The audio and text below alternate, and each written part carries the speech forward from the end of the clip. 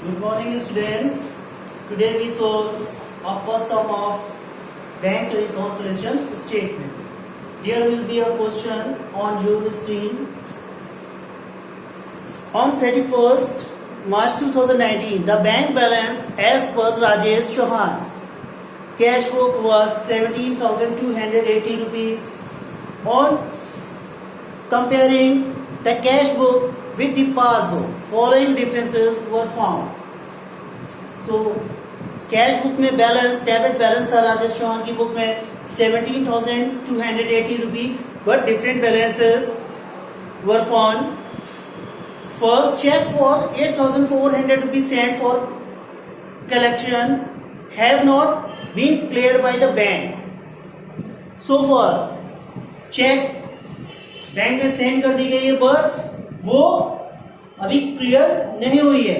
Cheque bank में collection के लिए क्या की गई थी, सेंड कर दी गई थी, बट वो अभी तक क्लियर नहीं हुई है. सो स्टूडेंट्स, बिजनेसमैन के पॉइंट ऑफ व्यू से हम देखेंगे तो उसने अपनी कैश बुक में क्या किया होगा, अमाउंट अपने यहाँ इंक्रीज कर दी होगी, प्लस कर दी होगी, बट अभी वो बैंक में क्लियर नहीं हुई तो उसकी बैंक में अमाउंट क्या हुई होगी, अमाउंट इंक्रीज नहीं हुई होगी. सो उसको जब पासबुक से वो मैच करेगा तो अपनी कैश बुक में उसको अमाउंट डिडक्ट करनी होगी है, क्योंकि उसने चेक तो सेंड किया हुआ है बट वो अभी तक क्लियर नहीं हुई है, उसकी अमाउंट डिपॉजिट नहीं हुई है बैंक में. Okay, so now we start some bank reconciliation statement.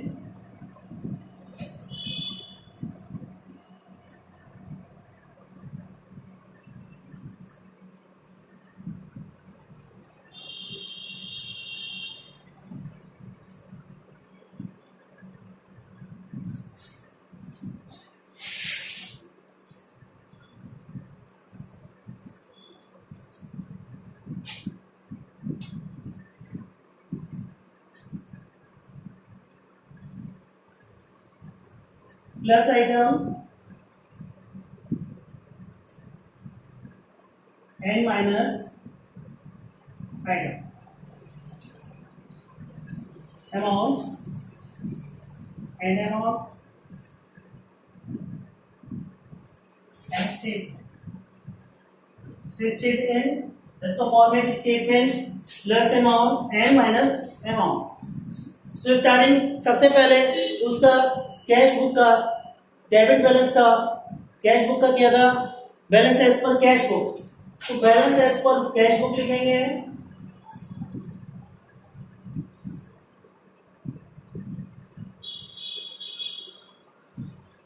₹17,280 okay. And अब क्या करेंगे, हम प्लस के आइटम और माइनस के आइटम, प्लस के आइटम एक साइड कर लेंगे और सेकेंड साइड माइनस आइटम कर लेंगे. फर्स्ट ऑफ ऑल हम ऐड करेंगे, जो ऐड होंगे आइटम, तो ये हमारा, और यहाँ पे लेस आइटम लिख लेंगे. तो फर्स्ट इसमें क्या कौन सा है, cheque send to bank for collection but not collected. So cheque send to bank for collection but not collected. ये जो सब सॉल्व करने हैं वो किसके पॉइंट ऑफ व्यू से सॉल्व करने हैं, as a businessman, as a entrepreneur हमको सॉल्व करने हैं. तो चेक जब बैंक में सेंड किया हुआ है वो अभी तक कलेक्ट नहीं हुआ है, तो बैंक में हमारी अमाउंट क्या इंक्रीज नहीं हुई होगी. तो जब बैंक में अमाउंट इंक्रीज नहीं होगी तो हमें अपने यहाँ भी कैश बुक में वो अमाउंट माइनस करनी होगी. तो माइनस में अमाउंट आएगी इसकी, cheque send to bank for collection but not collected 8,400 rupee. Okay. And second, cheque issued but not yet presented for the payment. Cheque issued किया, हमने किसी को चेक इशूड किया हुआ है और अपने अमाउंट डिडक्ट कर दी है, बट अभी तक जिस हमने अपने क्रेडिटर को पे कर रखा हुआ है, चेक इशू कर रखा हुआ है जिसके नाम से, उसने अभी बैंक में चेक प्रेजेंट नहीं की हुई है. In that condition amount will not be deducted from the bank. Amount bank से डिडक्ट नहीं हुई होगी, तो हम अपने यहाँ भी उस अमाउंट को डिडक्ट नहीं करेंगे, उसको क्या कर देंगे, प्लस कर देंगे. तो check issued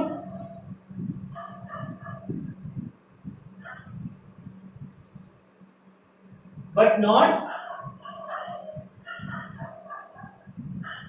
presented for payment.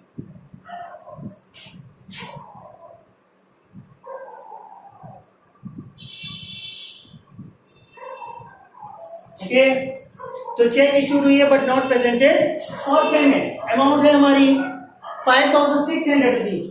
तो 5,600 रुपीज हम उसको क्या करेंगे, प्लस कर देंगे।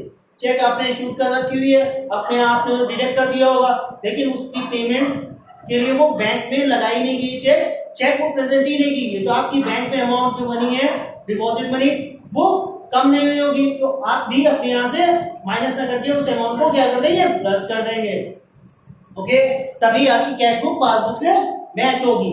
And third item, there is a debit of 80 rupees in the passbook for bank charges but not recorded in the cash book. तो bank charges charge by bank but not entered in a cash book. Bank ने bank charges as a bank charges कुछ money आपकी account से debit कर दी हुई है, कम कर दी हुई है, बट वो आपने कैश बुक में रिकॉर्ड नहीं की, तो आपके अकाउंट में वो मनी कम हो गई। सो उस मनी को हम अपने यहाँ भी कैश बुक में कम कर देंगे। So second, bank charges charge by bank but not entered in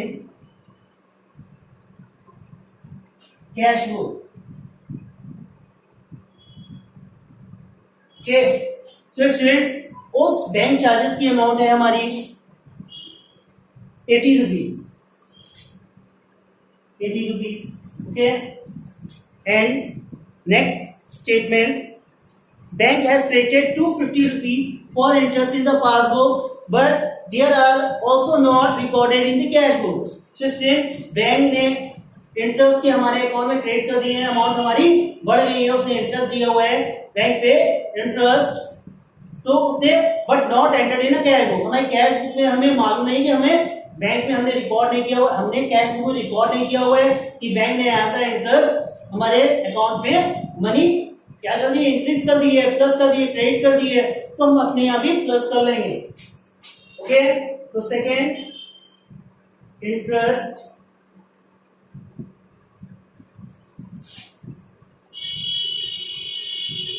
credited by bank but not entered in cash. Okay, so interest amount है हमारी 240 रुपीज, 240।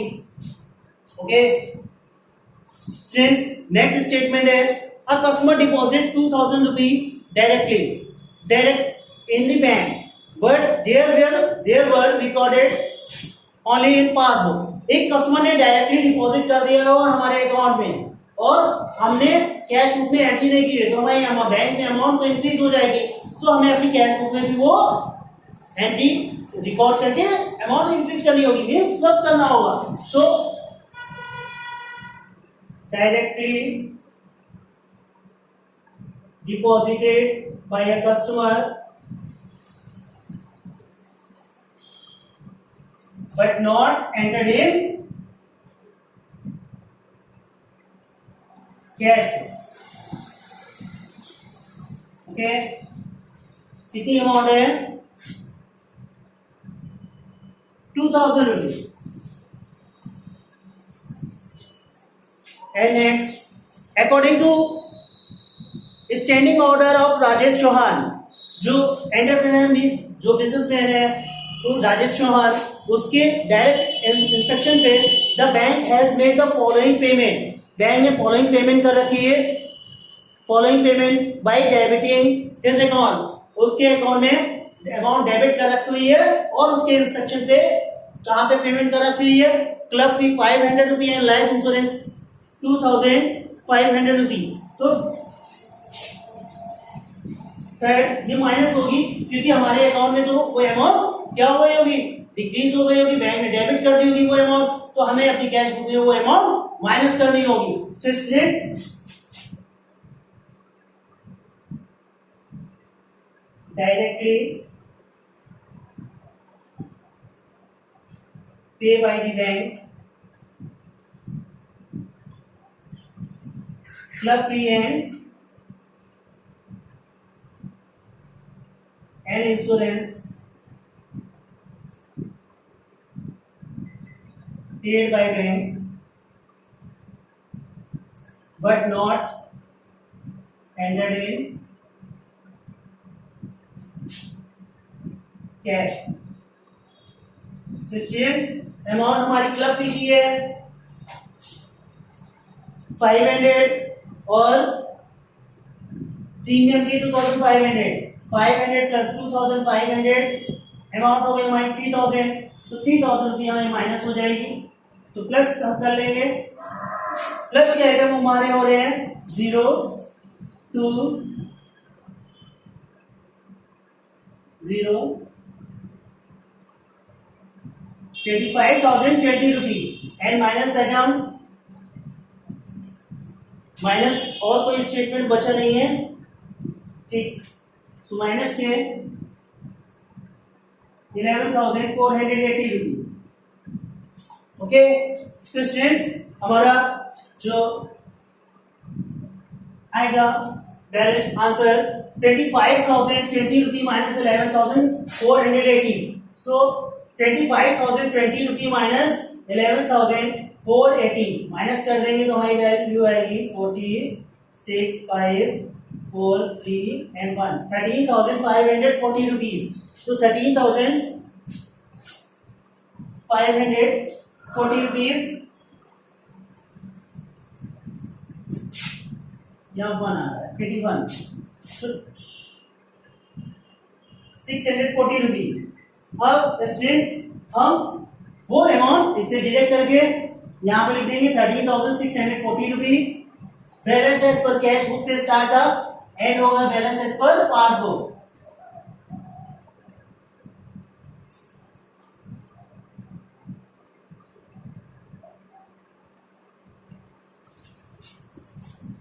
सब completed. So students balance starting में balance 17,280 था और हमारा पासबुक के according balance 13,640 रुपये हो गया। ये डिफरेंट एडजस्टमेंट थी, डिफरेंट स्टेटमेंट है जिनकी वजह से कैश बुक और पासबुक मैच नहीं हो रही थी। Okay, so I hope you all understand very well. That's